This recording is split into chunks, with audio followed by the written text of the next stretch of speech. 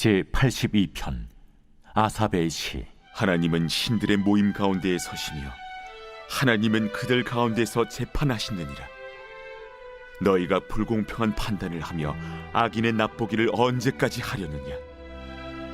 가난한 자와 고아를 위하여 판단하며 곤란한 자와 빈궁한 자에게 공의를 베풀지며 가난한 자와 궁핍한 자를 구원하여 악인들의 손에서 건질지니라 하시는도다. 그들은 알지도 못하고 깨닫지도 못하여 흑암 중에 왕래하니 땅의 모든 터가 흔들리도다. 내가 말하기를 너희는 신들이며 다 지존자의 아들들이라 하였으나 그러나 너희는 사람처럼 죽으며 고고 안에 하나같이 넘어지리로다. 하나님이여 일어나사 세상을 심판하소서. 모든 나라가 주의 소유이기 때문이니이다.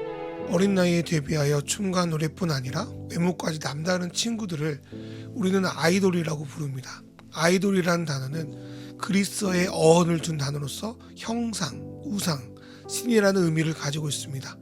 뛰어난 재능과 외모로서 팬들에게 인간을 넘어 신처럼 인기를 얻는 존재들, 그게 바로 아이돌입니다.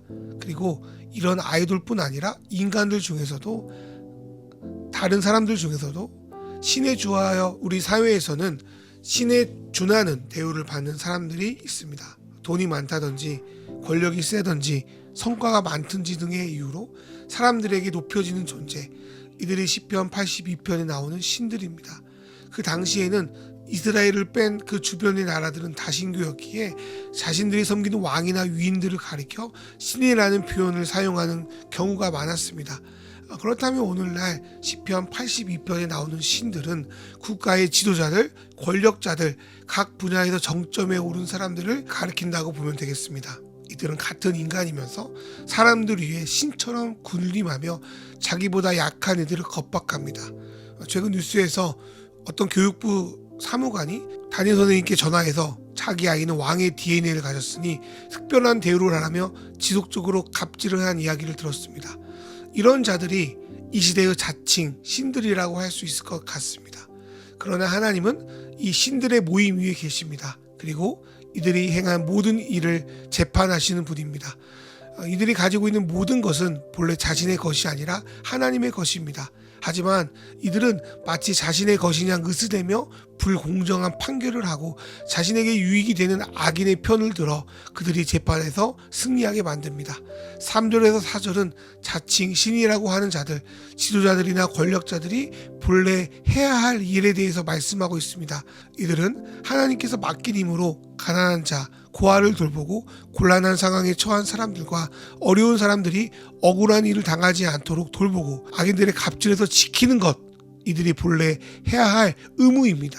하지만 그들은 하나님이 주신 소명을 이룰 생각을 전혀 하지 않고 어떻게든 어둠 속에서 어둠의 일들만을 즐기며 살아갑니다. 그러다 보니까 그들이 맡고 있는 가정, 부서, 나라가 휘청거리고 결국 망하게 되는 것입니다. 이것은 우리가 사는 사회도 마찬가지입니다.